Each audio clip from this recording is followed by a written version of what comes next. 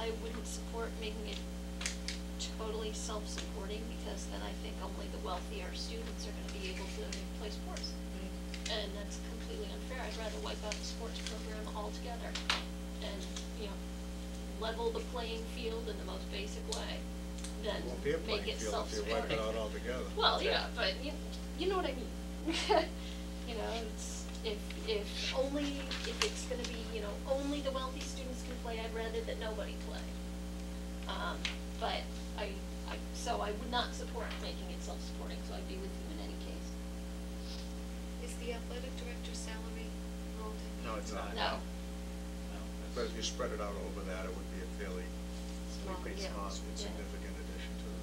I did a little math, by the way, just to rack it out. If you just made it evenly per athlete per sport, it would be $545 and change. And then if you throw in the athletic director's salary, it's $656 and change. If you just did it equally for each sport. If you made it For total self-supporting, self-supporting, just with equal pay across the yeah. athletes. It is interesting that the vast range in costs, though. Yes. And many of them are around the $400 range or a little less, but many of them are $600 range. 600 and up. And a lot of the, I know for instance in hockey that the hockey boosters supplement additional ice time practices. Right. So some of them are being supplemented. Carl, as far as you know, there aren't many school districts where sports is 100% self-supported by fees, right? I know Hamilton Wenham is one. I think Masco may also, or maybe close. I know Masco has they have a varied fee structure per sport, but I'm not sure if they're 100% supportive. I don't think they are. I agree. There are not that many, and strangely, as was alluded to in an earlier comment, I bet for every community that has 100% user fee supported athletics, there are communities that don't have any user fees for athletics. Well, I know that's the fact, and I know just in Haverhill, which is my hometown, they instituted a small fee a year or so ago, and there was an uproar, and it's like $200 per sport, but there are a lot of towns without any fees. Towns are getting that $14,000 per Right, student. $14,000 per student, Right. chapter Right. 70. Those are the towns. Right? Well, this is good information, and I think obviously This is an awful lot of work. it is, and we do have our budget workshop, so it's something we'll be focused on, because it does play a big role in the numbers that David presented to us tonight in terms of saving money. So, thanks, Carl. Thank you.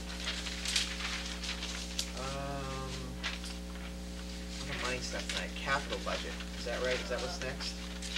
Yes. Carl, you passed out an updated, like so many, did you pass out an updated one before Yes. the meeting? Yes, we did. Well, I don't see any difference between that one and the one. Was it in your That was, packet? yeah, it was in the Oh, packet. okay. Oh, okay. Oh, yeah, there was one in the packet. If it was in the packet. Oh, all right. Then, okay.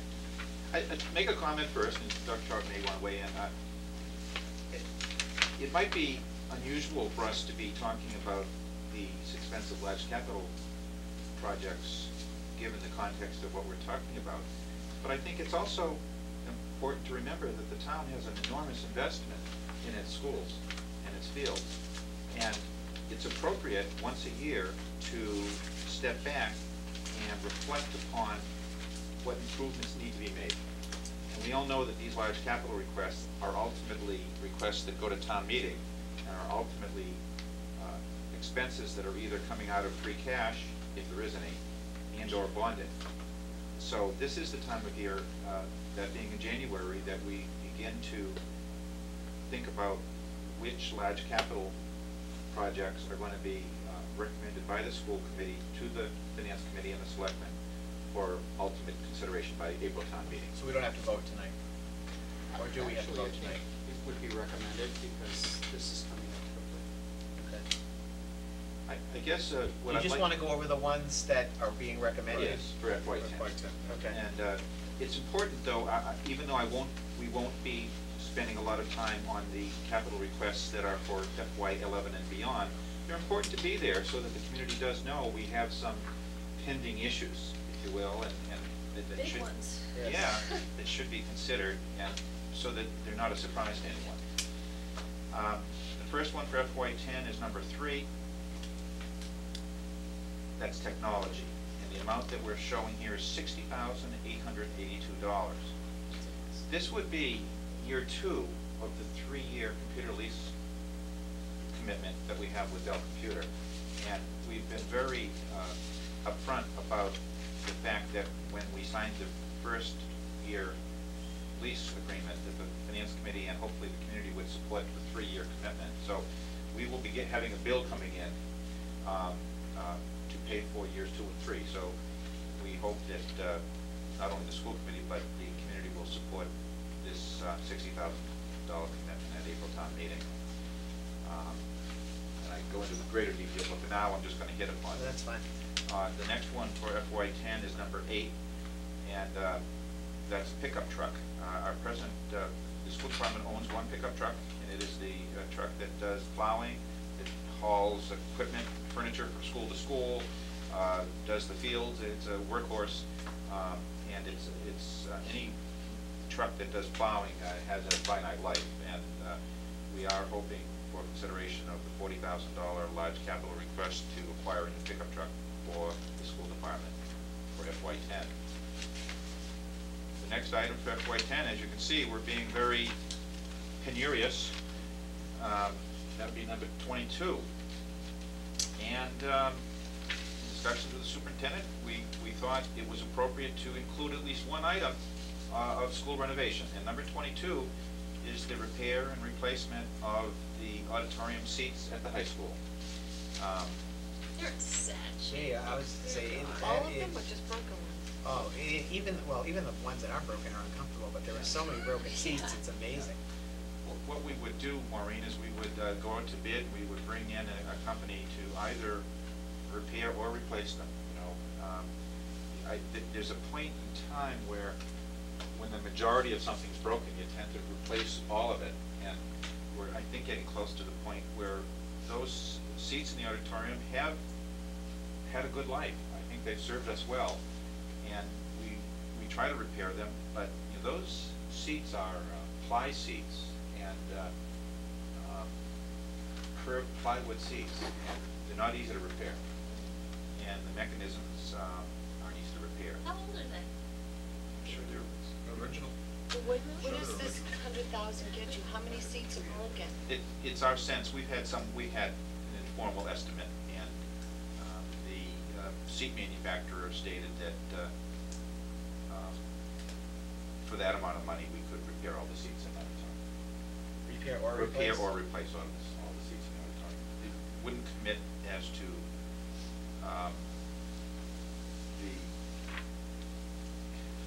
you almost have to spend money to get the estimates that you like sometimes at a detailed level. And I think that if the committee was to support this, I would jump into action pretty quickly, so prior to town meeting I would have more extensive information. But the goal here would be to come away with repaired or replaced seats in that auditorium. Carl, I just will say that if we're gonna do that, sitting in there for any amount of time on a hard-backed seat, which is what, most auditoriums you're going to actually have a seat that has a cushion on the back. You're sitting against wood. They're very uncomfortable, and Maybe that's why not many people come to town meeting. it might be, especially now that we've increased the rental rate to $200, that should be able to cover this cost, I would What think, right? percentage of them are broken? I mean, $100,000. We have 400 seats. We have noticed a couple, but There's a lot more than a couple. is it stopping people from sitting? I think, I would say a third to a half are broken. When I Really? say broken, I mean either the seat does not lock into place appropriately, or the back is wiggling. The structure that of the foundation of the chair itself are loose from the floor in many cases. I'd be more than happy to get additional information Oh, for we you. would if we went to town Right, meeting. yeah. We'll be quizzed. Sure, we'll go But no, I'm comfortable with saying a third to a half of those seats are, when I say broken, I mean, people sit in them. Right. Uh-huh. But they're either crooked, or they lean back too far, they don't, Or they're an accident. or the seat itself is sloping down. I think that the reason we're including this recommendation here is to manifest the problem at the middle and the high school. Okay. There are a lot of issues in both buildings, and I think if we can't put them all off to FY15, you know, you have to stop picking and choosing. Carl, I would ask how many auditoriums have 50-plus-year-old seats in them. My guess would be that most of these high schools have, at some point along the way, either fixed or replaced their seats. You know, we spent a fairly good amount of money a couple of years ago to refinish our gym floor, and I think we ought to give the same consideration to the auditorium. Fenway Park's doing it this year after 97. They're old Are they chairs. replacing the chairs? They put in like, You big know- padded bleacher seats. Or maybe we get in the old auditorium. seats The that old These ones are at Fenway Fenway. Park, there you go. You make a great case for it, however, if there's $100,000 sitting in free cash to be used in capital, I'm gonna move it into the school budget, so, you know, I understand. That's why, the dilemma, that's why I said at the outset of this presentation, there's a dilemma with large capital. You know, you have a responsibility to maintain your infrastructure, and at the same time, you have operating problems. Right. I know. Well, can we also have the high school as a top priority in front of the school building? right, Right. and we submitted. And so, you know, we may have some recourse there. Who knows whether we're gonna have the same auditorium. Right. Well, And I yeah. feel the same for the pickup truck, but I'll endorse the technology. Yeah, I'd probably rather, if we're gonna ask for $100,000, I'd probably rather go for the middle school hot water tank or the bell system at the high school. You know, something that affects the entire student populations every day, time at the school. Should we take this? Well, next we've got 23, 24, 25. We've got the A108 engineering lab at the high school. We've got chemistry lab at the high school. And then we've got Jerry and I support the money for the new high school. I say it's time to go for the whole 70 million. 70 million bucks. We're up for that right now. 70,625,000, up or down? So are the engineering and chemistry labs for this year? Yes. Can you? And that's listed as a risk to safety and health. What They- is it well, about there's- that? There's not Well, enough, they're too small for one thing. Correct, on the labs? I think it should be a one on the chemistry one, though. I think those numbers are reversed. The engineering physics lab, that should be a 3, and the number 24 should be a 1. Okay. That makes more sense. Again, we've chosen some projects out of the out of the high school that ultimately are projects that would need to be bonded and we need to move forward with. Now, for the 70 million, do we need an override component? Maybe we get a credit card. I don't think we need an override for that. I think we can do this. I think the procedure, as we know, on the capital is that we submit the capital to the town. The town administrator will look at it and provide his own evaluation on it, and then we see what lists come out at town meeting, and very often the list is very long on the town side and very Short. short on the school side. So I think we're trying to be realistic, but we also don't want to step back and have everything come jumbling up at the same time. So should we vote on these individually, or, because okay. So, What would you think our best position would be from the standpoint of stimulus money for this kind of project? Well, we put the Should we be saying, yes, go, it's already, none of these were on the system? None of these were on the stimulus. no, the stimulus was. You were late this afternoon, may I? Go ahead. Did you see that? Yeah. Okay. The Congress of the United States